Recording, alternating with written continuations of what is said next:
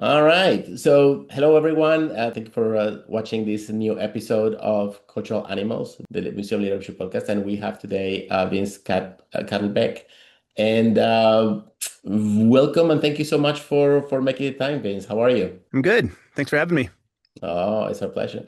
All right, Vince. So, Meow Wolf started in 2008 as, kind of a scrappy organization. You know, it's kind of like a 22 something people like just you know dumping for looking for materials in dumpsters and like tell me a little bit about that origin story. Yeah, sure. I couldn't hear if you said scrappy or crappy, No, but no, scrappy. yeah, no, scrappy. Yeah, I mean, you could make an argument for either. Um, yeah, we were just in our 20s here in Santa Fe, like, trying to find a way to express ourselves, as a generation, as a subculture, just as human beings, like we're born and raised in Santa Fe, a lot of us were at least, and but it felt like the identity of Santa Fe, which those of you who may not know who are listening, like Santa Fe is a very um you know cultural place. It has a lot of sort of it has a lot of art and art galleries, sunsets and cowboy boots and, uh, deep Spanish culture, deep indigenous culture. Um, and also, just sort of like, it has a certain, it's very tourist heavy. So it has a marketing presence, Yeah. that is an identity that honestly in 2008, like was quite limiting to a lot of the younger people who were in town. Like it didn't feel like we fit into the cultural conversation or the conversation around Santa Fe's identity.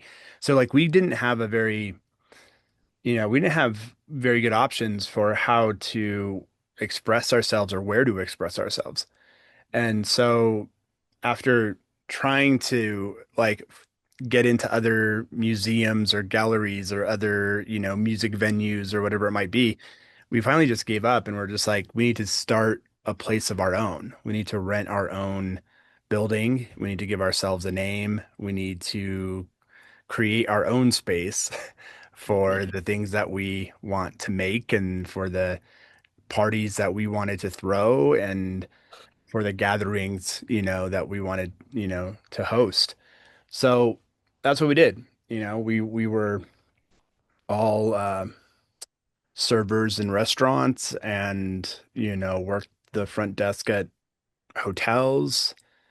And then when we would get off of work, we would spend all of our extra time and the little bit of money we had to make stuff together. And there wasn't much money. So Did you see it as a like at that moment it's like, oh, that came organically, or was there people that are like, oh, we're just gonna watch what these guys are doing and it's like, okay, should we charge for these? yeah, so it came organically out of like a social group that had already been hanging out. Um, but then we opened the doors, we basically said anybody's welcome. Like there's no rules here. There's no, you don't there's no resumes needed for joining the group. There's no application process. Like literally if you walk in the door and you want to pick up a paintbrush or you want to start stapling things to the wall, go for it. Like the only rule here is participate. Like Did that's the you only did rule. you do some sort of advertising like how like Yeah, yeah, yeah. We put effort into opening these immersive shows that yes, they were made out of trash that we pulled out of dumpsters for the most part, or trash that or like, recycled stuff that people had donated to us. And then we would then create some graphics around it and some posters and flyers, and we would send out press releases, and then we would then invite the public into the space to see what we had created. And oftentimes people would come in and and they were pretty into it. Like there was a group of people in Santa Fe that had experiences in New York in the 70s or San Francisco, in the 60s, or like, they had grown up in similar types of energy and spirit, and Yeah. now they're gallery owners, on Uh, Canyon Road in Santa Fe, or they're retired in Santa Fe, but they loved the spirit that they were witnessing. It reminded them of their youth. It reminded them of the counterculture, movements, you know, of the 60s and when 70s. when did you like? Do you remember the first one that you Yeah, said like, holy shit, like bunch of people came here and they were like raving about what was it about? What was the sure. first one that you were like, oh my God, like this was so cool. Honestly, like our first group show, which we From the rented. beginning, like the first one, you knock it out of the park. Yeah, so we rented our space in February of 2008, and then in March, April of 2008, we started working on our first truly group show, and it Okay. was called Biome Nero Norb. And Biome Nero Norb was a fully immersive multimedia, sculptural, visual, interactive, sound, storytelling, attempt that we did inside of this 1,000 square foot space. And it was a it was cool. Like it was a really cool achievement. Can I ask you like what was it about? Like you just describe it because probably it's all is it you won't be doing any Yeah, no, I mean, fundamentally it was immersive, which at the time, immersive was not a term that people really understood or even used. There were some signs of immersive out in the world, immersive art out in the world. Like James Turrell had a show at LACMA that you'd say is immersive, or Kasama had a show at the Broad, which was immersive. Team Lab was doing stuff in Japan. Um, there were small examples, Sleep No More in New York, City Museum in St. Louis, but you know, we we knew that building these worlds, these artistic worlds, already was something special. Um, and then just the nature of like how the collaboration came together and how it all started to fit, aesthetically once we got to the opening date, we saw a magic in that. We really did feel and experience this magic of like this collaborative process producing something that was bigger than anything any one of us could have produced by ourselves. And it was it had it was a real ambitious show. It had like a lot of original music developed for it. It had every single inch of the space was covered in something. There were interactive moments. People could press buttons and it caused little like, pieces of mechanics to move an object. Like we were really dabbling in things that to us at the time were really mind-blowing. And to a lot of people walking into the space, they had never seen anything like it before. So we knew even then that like something special was happening. Yeah. any financial like financial challenges at the beginning? I mean, like you were Yeah. like taking materials out of dumpsters, I guess, but like probably the space was a challenge, wasn't it? I mean, we had to pay rent Okay. and we barely had enough money to pay rent. How And did you get did you guys put together is like, okay, let's try it for 1 month and see what happens and Yeah, we would like literally like have the hat move around the room and people would put whatever money they had in the hat and we would take that, and we had hoped that it would be enough enough. to cover rent and utilities and whatever else, but it wasn't. And some of the members of our of our collective had to step up even more, in order to keep it going. We got some early investors. Like I say investors, we got early supporters, Yeah. donated maybe a few $1,000s, which to us at the time was a huge thing, and it was a constant financial struggle for us, undoubtedly, and it caused a lot of like it caused a lot of angst and a lot of conflict amongst the group for sure. Yeah, I bet.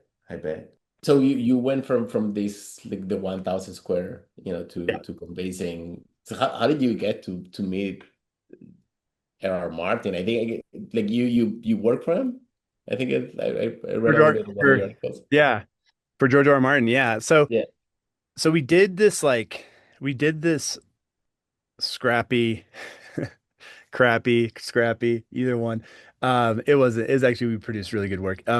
We did this for like 7 years, and we 7 years we before. probably So it was 7 years, yeah. and at what point you stop worrying for those 7 years, like No, about money, like. no, those 7 years were a constant worry about money. They were a constant, like, we were constantly grinding and hustling and scraping to try to figure out how to pull stuff off.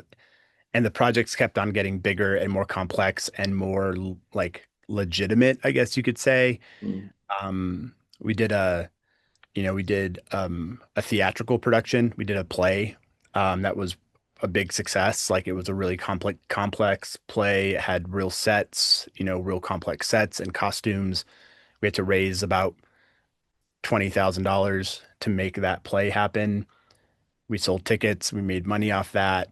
All that money that we made then went into our next project, which was a large, gigantic ship that we built, like a 70-foot long, 20-foot high, 2 stories ship that was like a huge, huge feat for us. Like it it wasn't inside of our space, it was inside of another gallery here in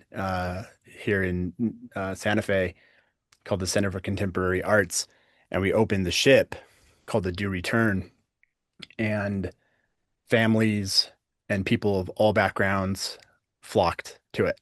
So it was in 2011, one summer, the ship was up and it was this magical, temporal moment where people just came through and it was the buzz of the town and it was a real magical moment. And we realized then that like we could build things at a level that were, not just fun art projects for us, but really incredible experiences for the general public. And we did make money off that one. We made about $100,000 off of donations. And again, all of the money then went into the next a next project. handful of, yeah, like a handful of other projects where we did a small version of Omega Mart. After that, the first kind of like real expression of Omega Mart. We did, we did some work in the schools. We worked down in Las Cruces. We did a show in Chicago.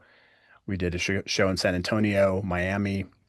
So we were doing these like shows, none of which were actual business opportunities. They were all just like still in the art world of things where you scrape to get by, you beg for money, you write grants and hope that people will grant you money.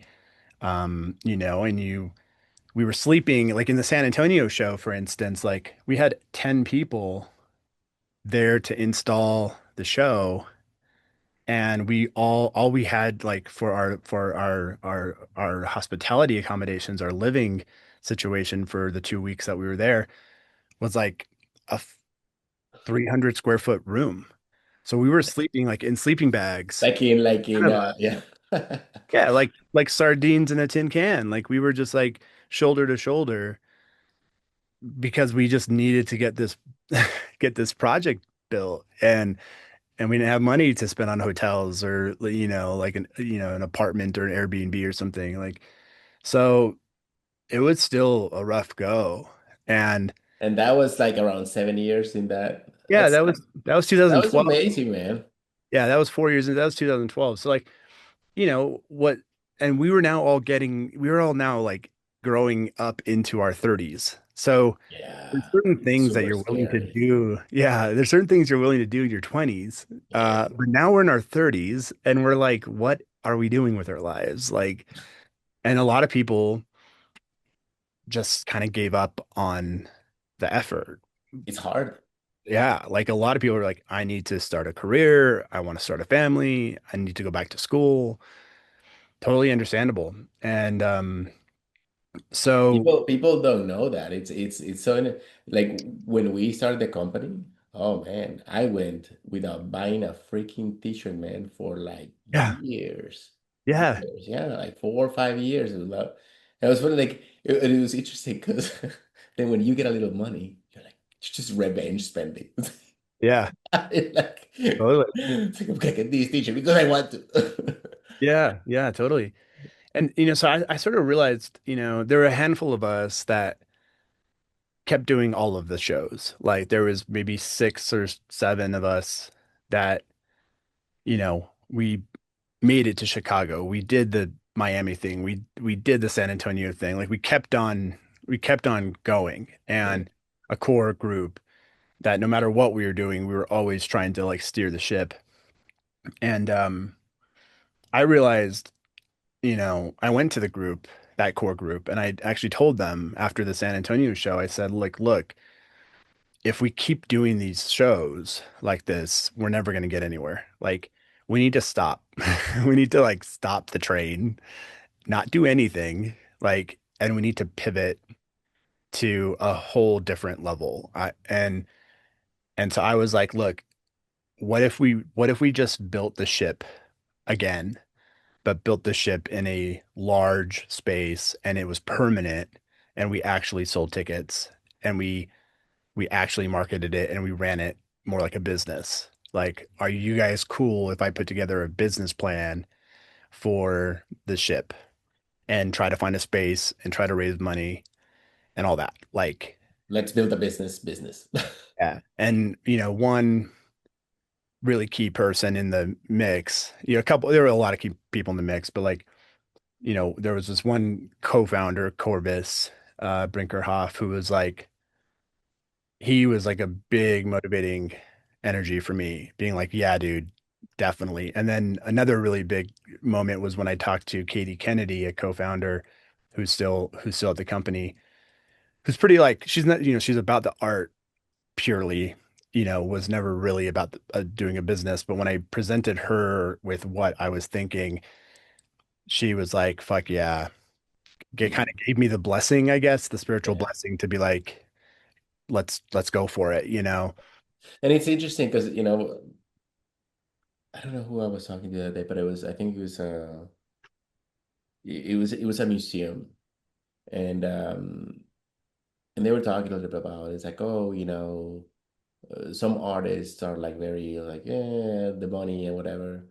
And it's interesting, something that I learned about, my in-laws are like in the music in the art world, and they met a lot of like great artists, and it's like behind a good artist, there's always like a good business person, and sometimes it's the wife, and sometimes it's other, person that is like doing all the marketing for the artist and all the other stuff for the artist. Yeah. And they said it's like, yeah, it's like they also were staying with you, in bunk beds, so it's like, Yeah, I mean, you can't avoid it. Like, there's this sort of idealistic, very idealistic and like I think limited perspective that says that, I'm an artist.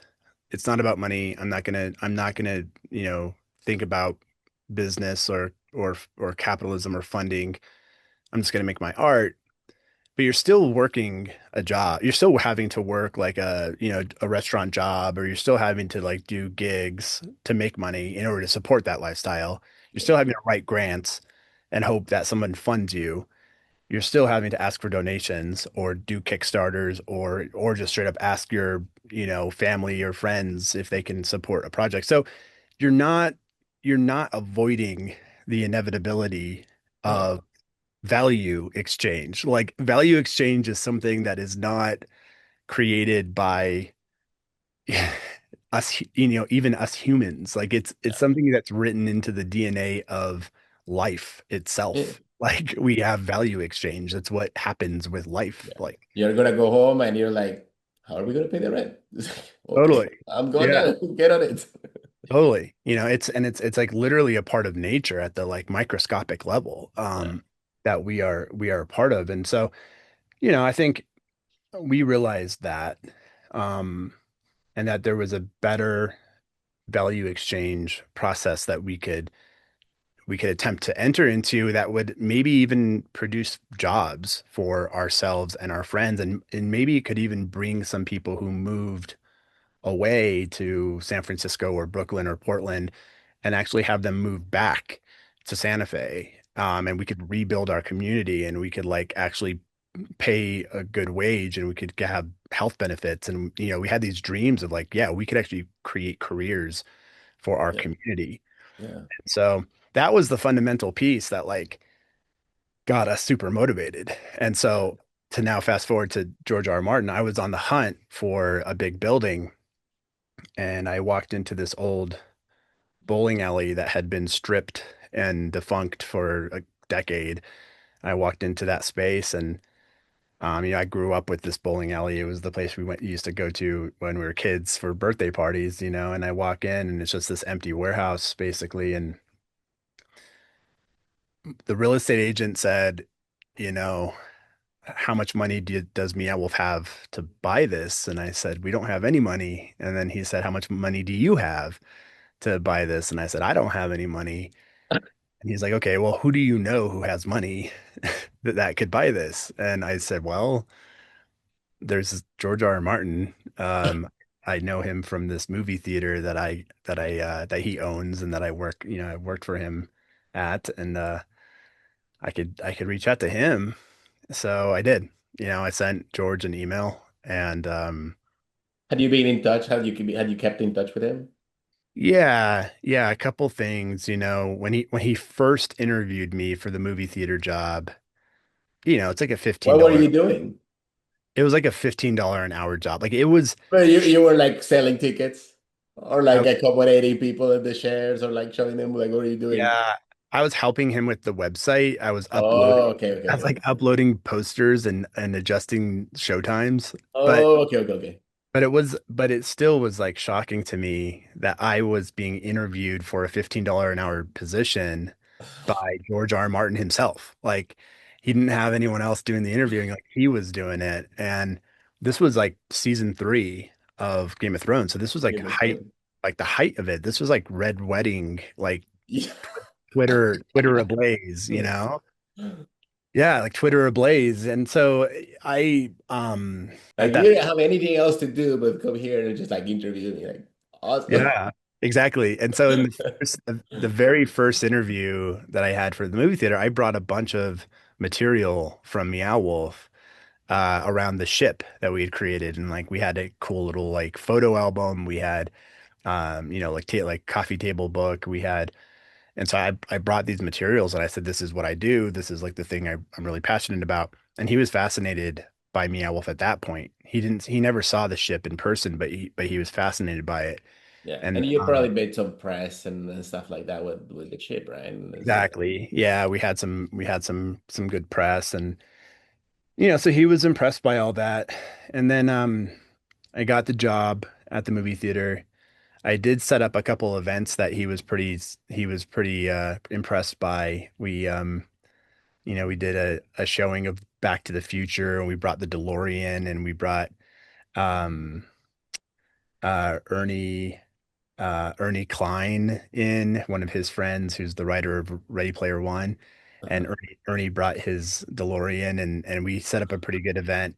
We also, I also, at the same time, I had started to become very close to and in a relationship with uh, a candidate for mayor here in Santa Fe named Javier Gonzalez. And Javier ended up winning the mayor. Like he became the mayor here. And I was sort of dating Javier. And so there was this one moment where George he's like, hey, I know that you know the mayor. Like, do you think you could get, do you think you could set up a meeting with me and the mayor?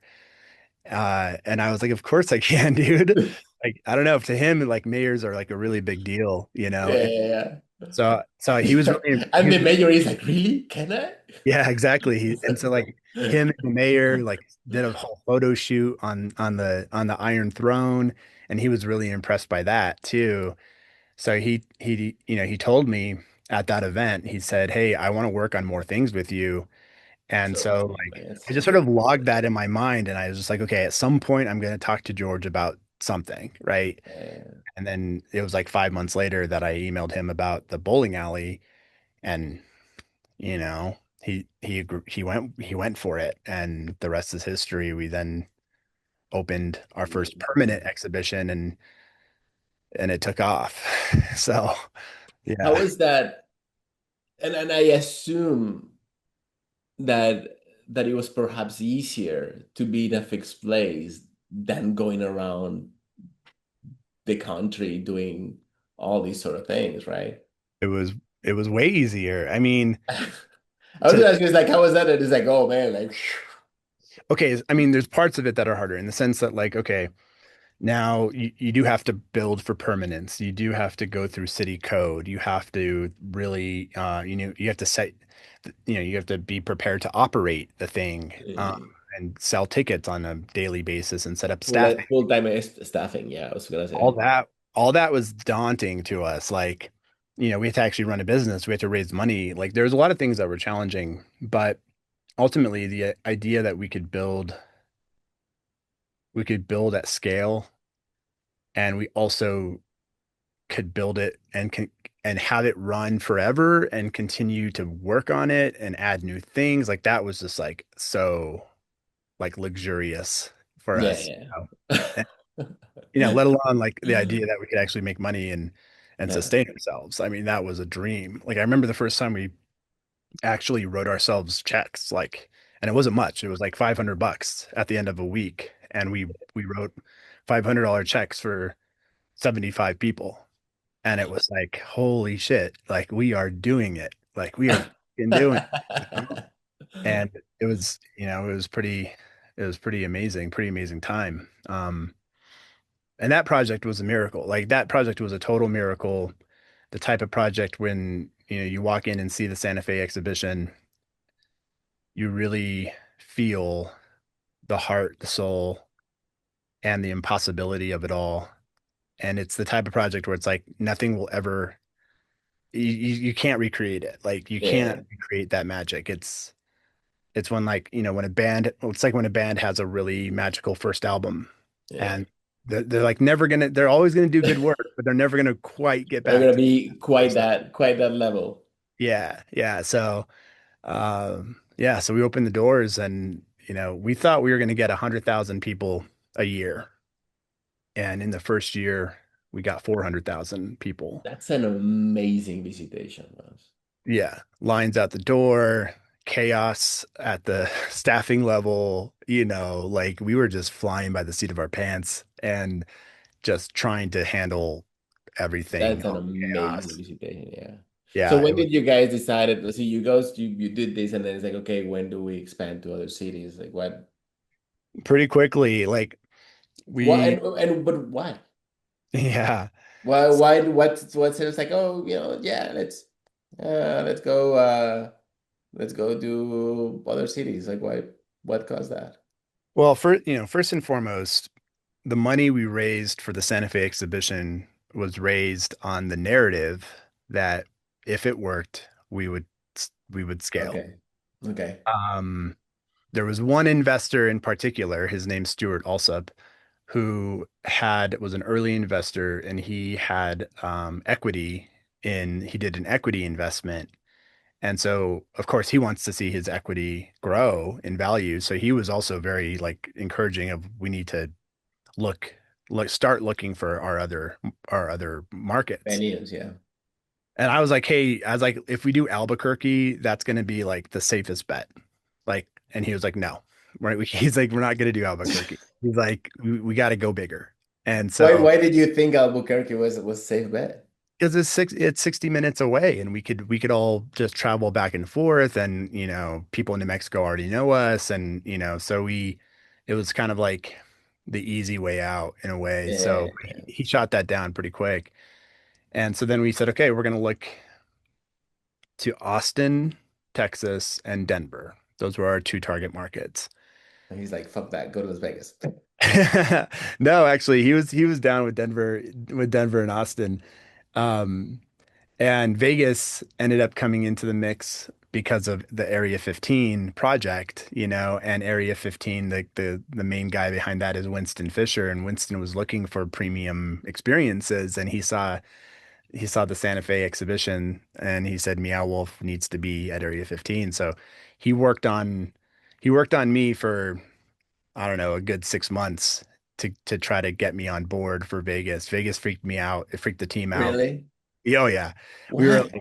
because it was, Vegas, especially Yeah, at the it's top shows.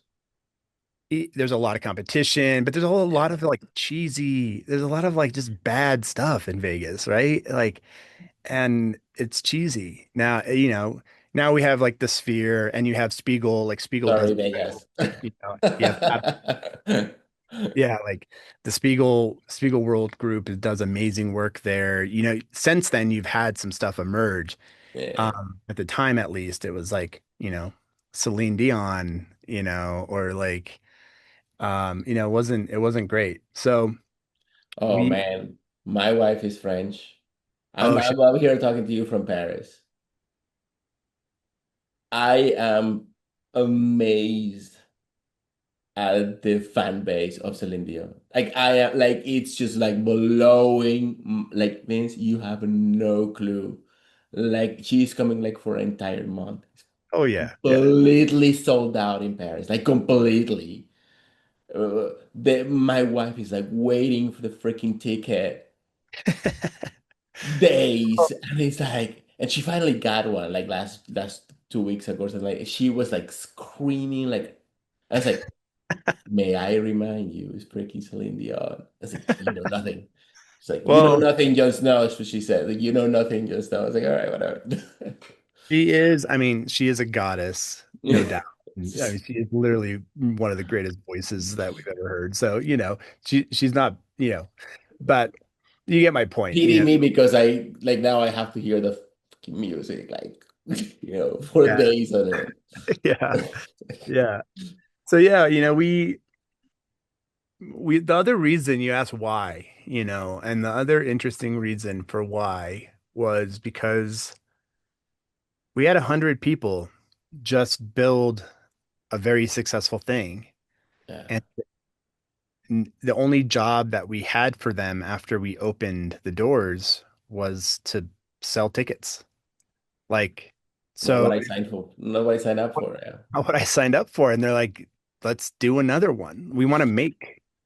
And You so, know, it's interesting, but it's so interesting because that problem, like even like as an entrepreneur, like when you never see it coming. You're like, oh yeah, I'm gonna hire these people, I'm gonna do something, but then they need to grow, yeah, and you're like, and they expect to grow, and you're like, I wasn't ready for that trick question. It's like, yeah, exactly. And so we bought a production facility. Like one of the first big decisions we made from the money we were making from the Santa Fe exhibition was to buy this giant production facility, which I'm in right now. I'm in my office at the production facility, and we bought this building, 50,000 square foot production facility.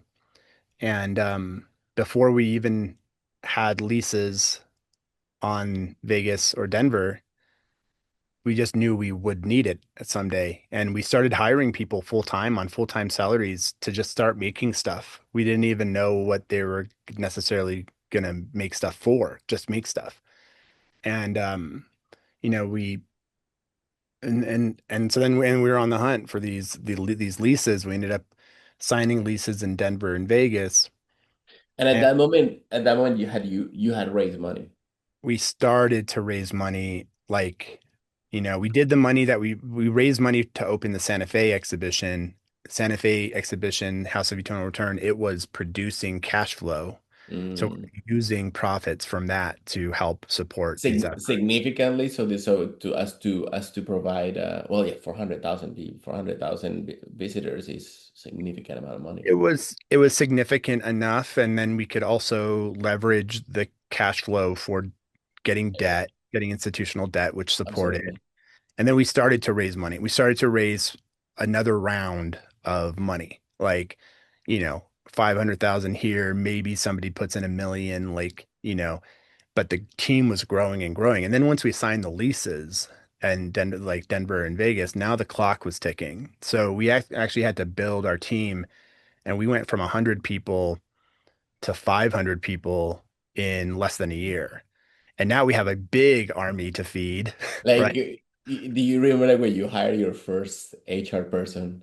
It's just like, I do remember our first person. Yes, like it was crazy and wild, and um we were not emotionally set up for success here. We were not mature enough as I was definitely not mature enough as a business person to handle this.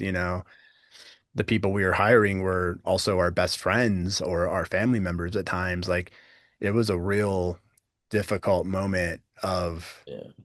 evolving into a business, Mhm. um and we realized these projects, basically after delivering something like the House of Eternal Return, we we felt like anything was possible. We felt like this, it doesn't matter the ambition, it doesn't matter the size, the scope, we will figure it out. So dream as big as we can. So like Denver, when we got that opportunity, like, all right, 90,000 square foot building, like three times the size of Santa Fe and 40-foot tall sculptures. And we just dreamt as big as we could, thinking that we could get it done. And then the price tag came back. And it's like we thought, okay, maybe the Denver project might cost 20 million, maybe the Vegas project might cost 30 or something like that. It's an amazing production. It's And it huge. was like it was like five times that. So now we're in a situation where we can't just raise we can't just be going out for $500,000 checks, You're like movie studios type of budgets. Yeah, exactly. And Holy so shit, we man. got a I hired a CFO. It was one of the best decisions I ever made as a CEO, as the CEO. Uh, I hired a CFO named Carl Christensen who came into the company. He looked at the whole thing and he said, "We need to raise 30 million this year and we need to raise 100 million next year." And I was like, what?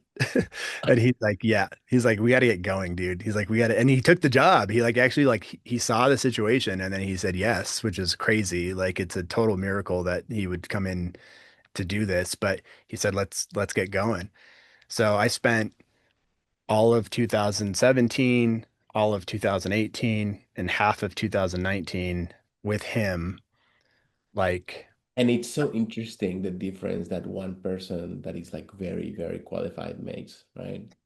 and it was a combination of being qualified and he is also a crazy entrepreneur himself. So he also is like has a level of kind of belief, irrational belief. Yeah. So it's like if we would have gotten an even more qualified CFO, I Yeah, that he would have been like, no way. yeah, Like, yeah. Like you have to be crazy to take the job anyway. yeah, yeah, yeah, yeah. And so we just lucked out. And he and I had we weren't just colleagues, we were also best friends through it all. And like we had a very special chemistry between the two of us.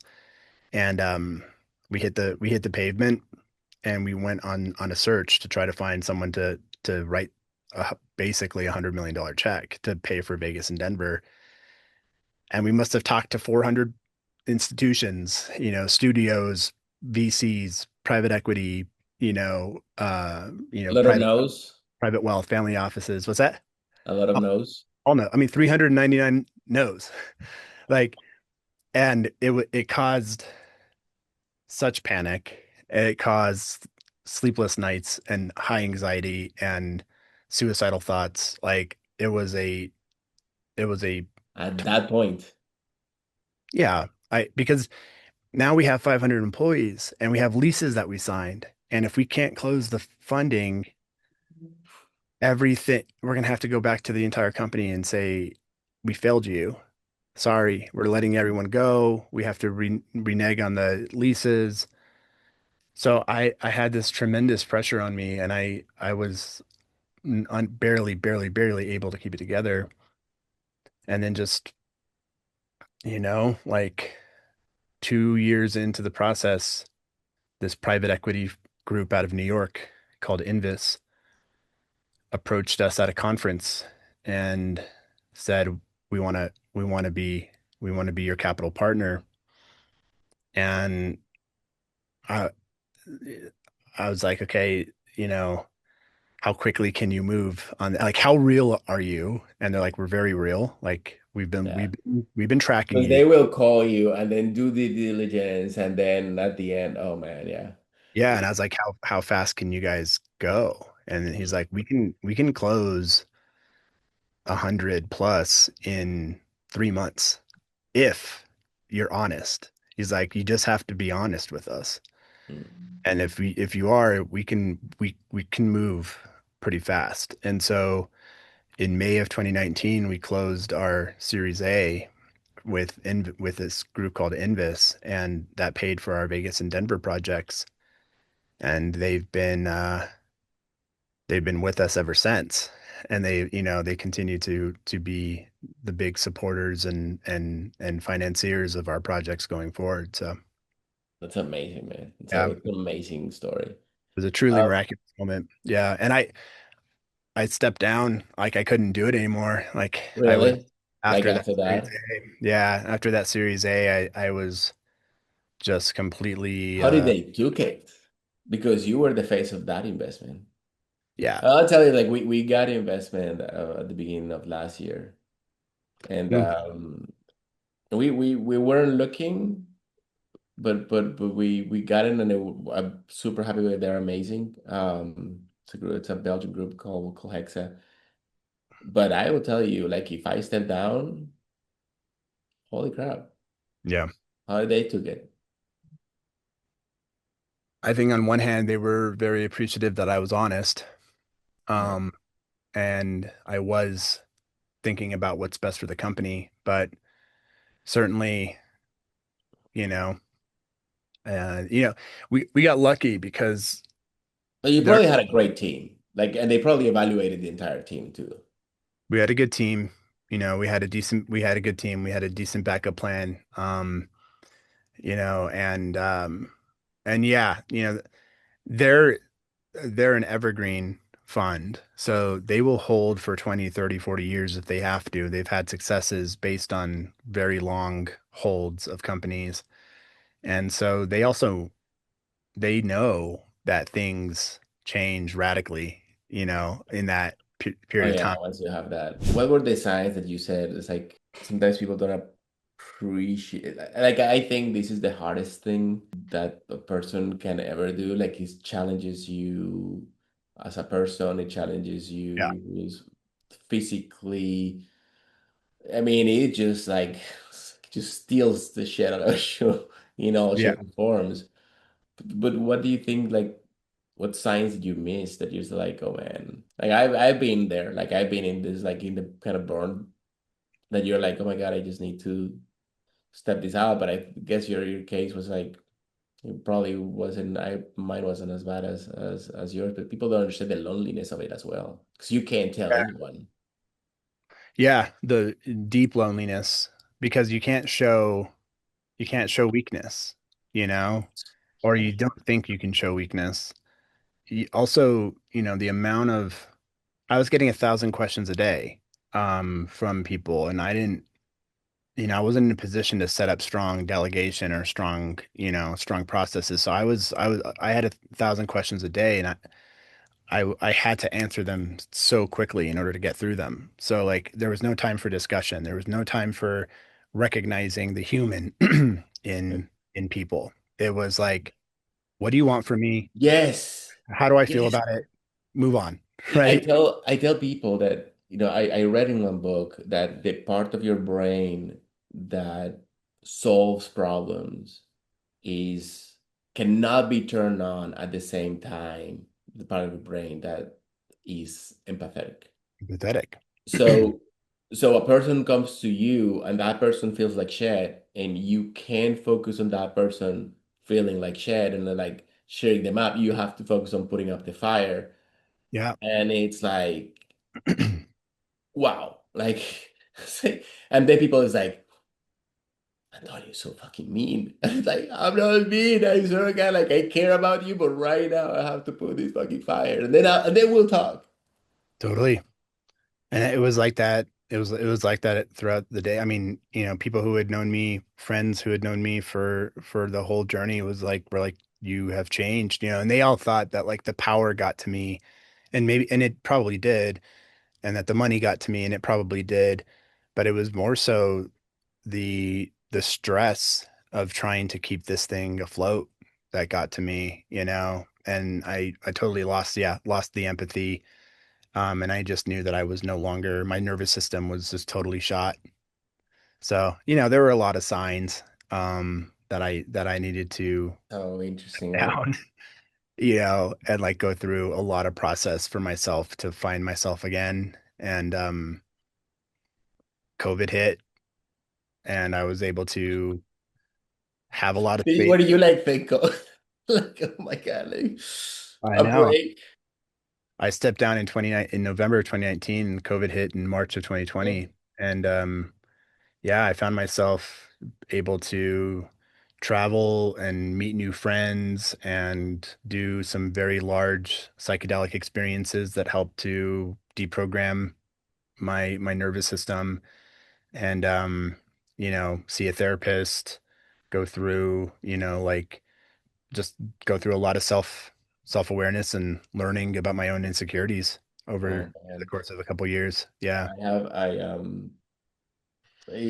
I did my first like, psychedelic experiences also like in 2023. Man, I would be fucking lost without that thing. Wow. I would What be lost without it. And what did you do? Yeah. I did mushrooms for the first time. Yeah. And I'm a guy, man, it's like I'm like super disciplined.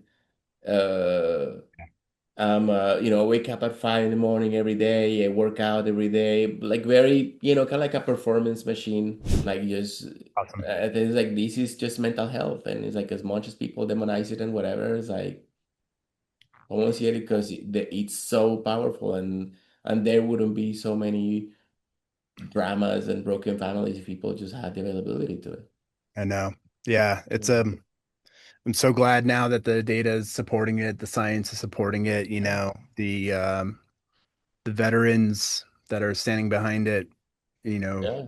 recovering It's from crazy. And you the know what? You know how I got into this because this is before the Netflix documentary. I was telling them it was like I was reading this book because COVID hit, and I remember being in school like Latin American people like we have this like we think we're less good than other people because we're South Americans, and then it's like, and then there's, and I was like, how do I deprogram my mind, And then I was like looking on Amazon for books because books is kind of the way I learn, and then I was like, and then I ordered the book. I had no clue that it was about psychedelics, absolutely no clue. But I had read like, and I was like, oh, it's Michael Pollan, and I read like the Omnivorous Dilemma, which I loved a long time ago. And it's like, oh man, this is about psychedelics. It was like, all right. Started reading it. And then I had a brother who's like, has done everything. Everything. So I got him, he's like, hey, have you done this? And he's like, yeah, but it's not drugs, like something else. I was like, all right. It took me like 3 years after that, but I finally amazing. did. It's completely changed my life forever. Like completely changed my life. It's Yeah, just magical. amazing.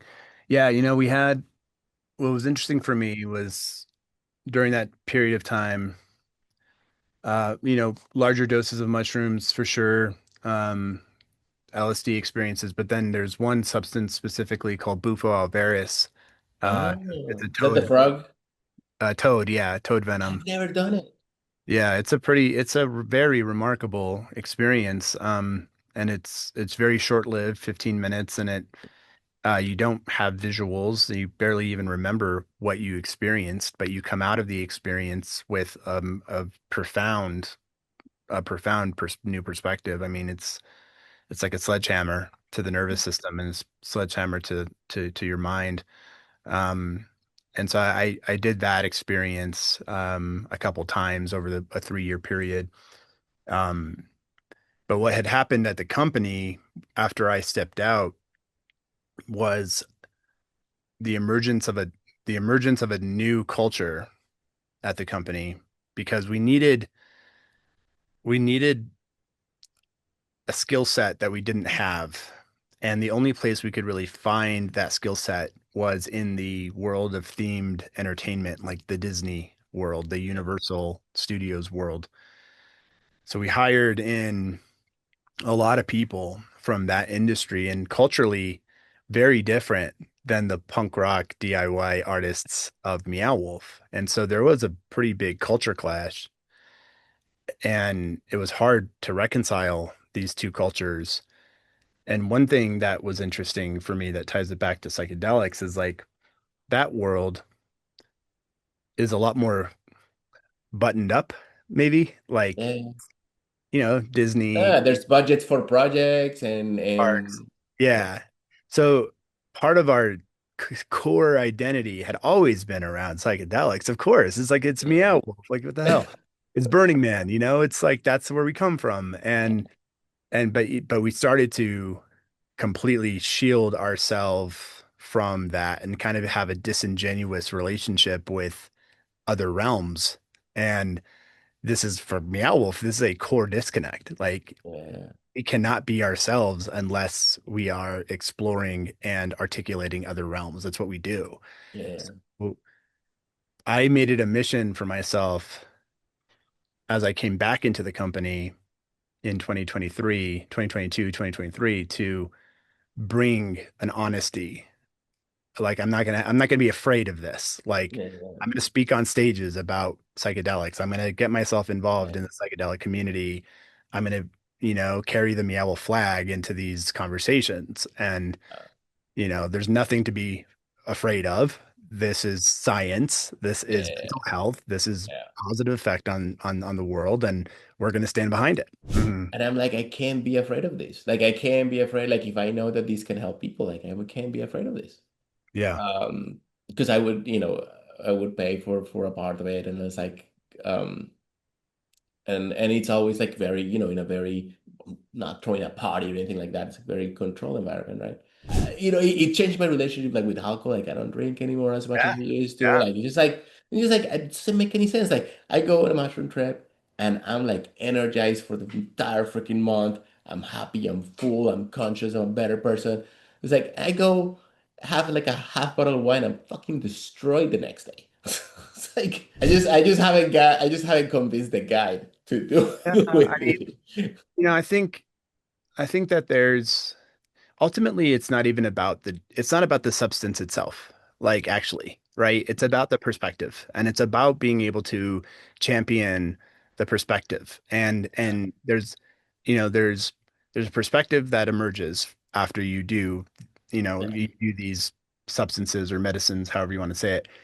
And I think that most importantly here at the company, rather than promoting the substances, it's promoting the perspective, and it's championing it, standing behind it, and empowering those who do carry that perspective. And,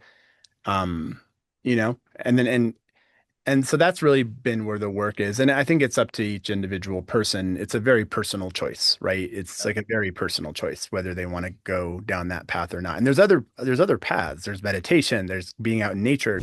Yeah, I mean, it's a journey, And then there's a whole step in the journey, which I'm kind of in right now, which is about, which I think a lot of people get to, which is what's a sustainable access point for this perspective? Like I can't just be doing, Yeah. much. mushrooms every weekend, you know. And so moving towards meditation, moving towards like other practice, moving towards you know, nature, being in nature has been a really that's a sustainable access point. That's a sustainable access It's not point. as like it's not as overwhelming. It's not as big, Yeah, and overwhelming, but it's like enough maintenance of the perspective, yeah, and so that's kind of like where I'm at now these days is being very intentional and targeted with when I have a bigger experience, but maintaining along the way with other practices and other habits. yeah, yeah. So But yeah, what is going back to your business, what's your definition? Because you're in this, you even have like you don't have the nonprofit, but you have like a cat like the B category for yeah, benefit. like the benefit. Hmm. And so when I heard about you, I was like, oh, this is kind of like a little bit like a museum, I mean, like a museum and experience, because that's kind of like really what museums aspire is to give you that experience. And I was interested. I was reading about systems, right? Like systems thinking, and talk about reinforcing loops and balancing loops, and really kind of the reinforcing loop. And like for example, I'm just gonna give you, like for example, there's a system which is like um, population, right? Like, and then you have reinforcing loops, which is the natality, right? Like people born, and then there's balancing loop, which is like people dying, right? And that's a system. And there's this thing is like, oh well, if we have m- museums, and cultural institutions, like let's say that is the stuff that you're moving is not people, but you're moving like money, and then the reinforcing mechanisms is the experiences that you provide, right? That there's um, and so I put you guys on kind of that because you are, you know, producing art and producing these experiences. And I'm curious about what other museums have inspired you, or what other things have inspired you to do, or things that you said like, oh, this museum, I thought it was an amazing experience. And perhaps you can give me like a larger museum or a small museum, because when you look at your own history, it's like Yeah. you don't need, like, yes, money obviously helps a lot, but the first one you did it with 20K. Yeah. Um, there's a lot of like fringe uh public sculpture, I guess you could say art attraction type things that have been inspiring to us over the years, to me, to others that are here. Um, there's a place in Southern California called Salvation Mountain that an artist built and now kind of opened it to the public. Um, there's seven magic mountains, the sculptures in Vegas, outside of Vegas. Um, these moments where just something where there's this there's this place down in there's this place in St. Louis that's really important to us called the City Museum. Okay. It is a massive building with a ton of art and playground elements, and what's really inspiring about them is we went out to visit them. And it was the first time we realized that there was a business to be had here and that they were a for-profit business. They weren't, they were charging money and people were paying it and they were selling tickets and they were sustaining by being a business. And they shared with us their business model. They opened their books. They said, "Here's how we do it, and you guys can do it too." And so the City Museum was a huge, huge influence for us. Um, There's a place in LA called the Museum of Jurassic Technology that is a small little museum that is very cool and also, you know, inspiring, and they make money and they sustain. So yeah, that was definitely a large part of the influence. And of course, there's the other side of influence, which is Disneyland, the original Yeah, Disneyland. the parks and like they're doing crazy stuff right now. But Yeah. what Walt did, you know, in the 60s was so ahead of its time and such an ambitious reach, and it worked. And of course, like the original Disneyland and Pirates of the Caribbean, and these are huge influences to us as well. So Absolutely. Absolutely. yeah, yeah. So does the person that does the art still with Meow Wolf? There's Person a that lot of tell people. the person that give you the blessing. Remember Oh, you were Katie. describing. Yeah. Yeah, yeah. Katie's still definitely a big um spiritual, She's like the hold soul of the holder. artistic soul of the There's a lot of artistic souls. There's a lot of souls of Meow Wolf. There's hundreds at this point, but yeah, Katie has a very distinct and unique relationship to the spirit of Meow Wolf, and she's still here, and I still have to go to her for blessings on things, and So we, I guess that's where I was going is that the person that keeps you that it's like your compass is like do not I don't know do not become a touristic like what's the museum of like wax there's like yeah, like wax museums or like. yeah Yeah, for sure. And there's a handful of those people who there's a lot of like checks and balances at the company between various perspectives, yeah and I would say that like oftentimes, well, almost all the time, it's a compromise or it's us coming to a handshake agreement. It's not like that. It's not like there's one person or one group that has the right perspective. yeah It's the amalgamation and the friction that happens when perspectives collide that we are constantly trying to manage and work forward from. There is a business to run. There is money to make. There is growth to be had, more jobs to create. There's, getting our investors paid back. These are all realities that we all agree to yeah as well. And then there's artistic, you know, uh, authenticity and doing things that we love and doing things that are of our perspective. So we're balancing all these things yeah. at all times. Yeah. um if you could give your younger self an advice what would it be? Um, I think I think if anything, I don't regret anything, but I do wish that I had known that things can change. Like you get it in these moments where it feels like this is the rest of your life, or you feel like this is some sort of ultimate nature of reality. But then a year later, 2 years later, or sometimes even a month later, things have changed. And so in my deepest, most difficult moments, I wish I had my current self to mentor my younger self by saying, just stay the course, things will change. Like you can create a new circumstance, like a new Mhm. circumstance will emerge.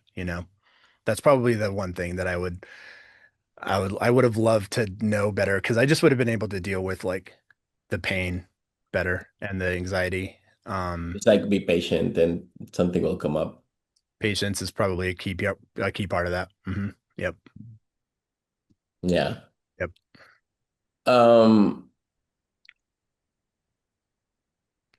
so you come back as pretty much kind of like the vision person, and now you have a CEO. Like Yeah. how does that manage like with the executives and all that stuff? Like what's Yeah. So I'm on the executive team. I came back and reported into the CEO. And then we have now a new CEO. His name's Matthew Hennick, and I report into him.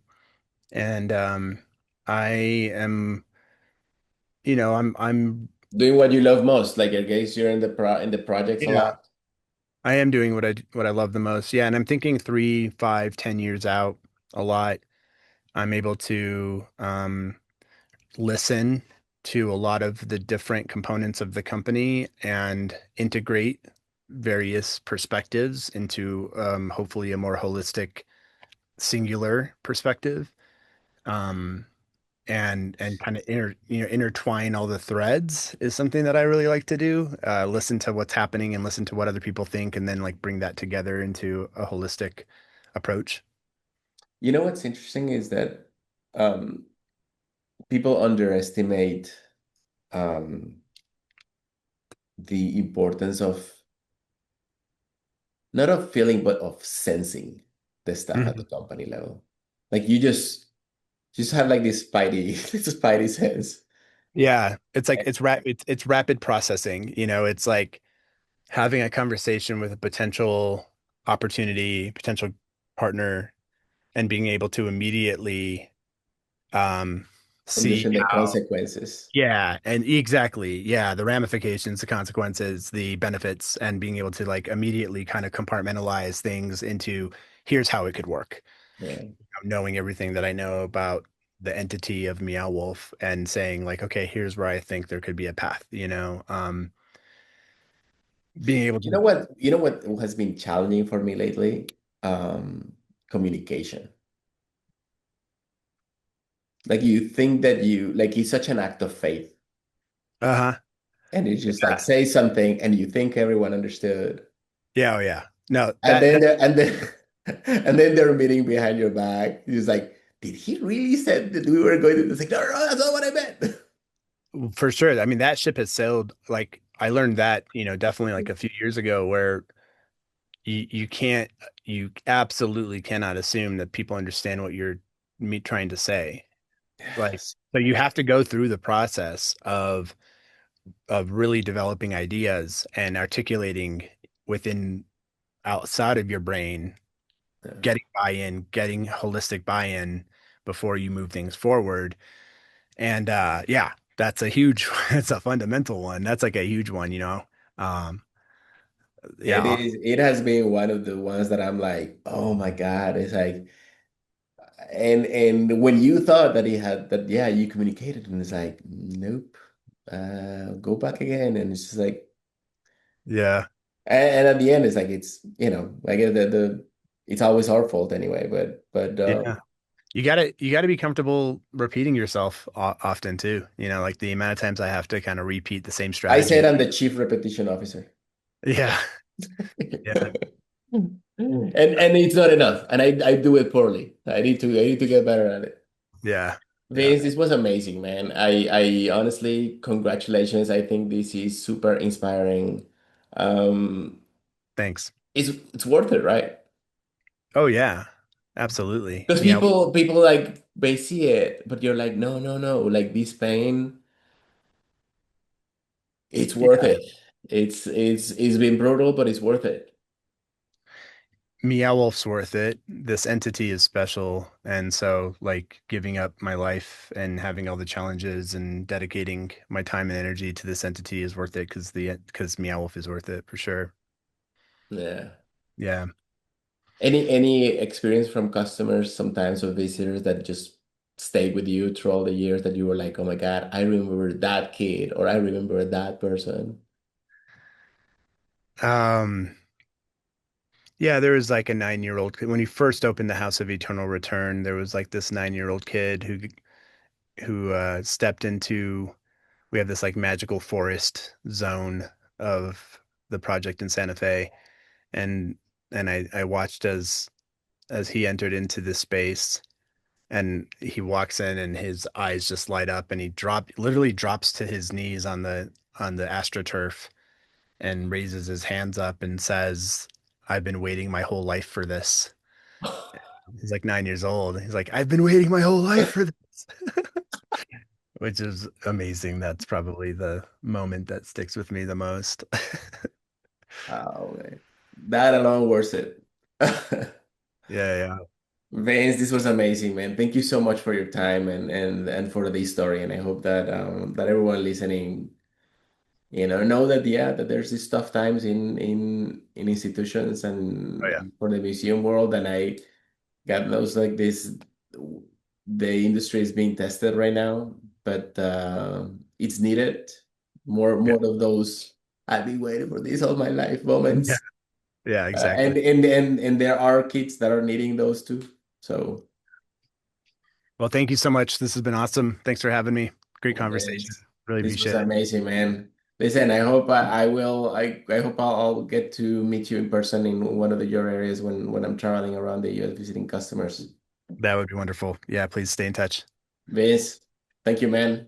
All right. Take care, man. See ya. Bye bye. Bye. So first, thanks for listening, watching, and spending some time. We hope you enjoyed the conversation as much as we did. And if you'd like to catch more episodes of the Cultural Dilemmas, the Museum Leadership Lab, please share and subscribe to the podcast. And you can listen to it on Apple Podcasts, or you can listen to it on Spotify, or rewatch the full episode on YouTube. Yes, I'm reading the thing. And then also, make sure to follow me on LinkedIn and Facebook and X and whatever other social media thing we're going to put this on. And we'll be sharing more content and inviting other leaders from the museum and cultural industry. We definitely want more culture and more museums everywhere. So until then, please take care of my friend, and then we'll see you soon. Bye bye.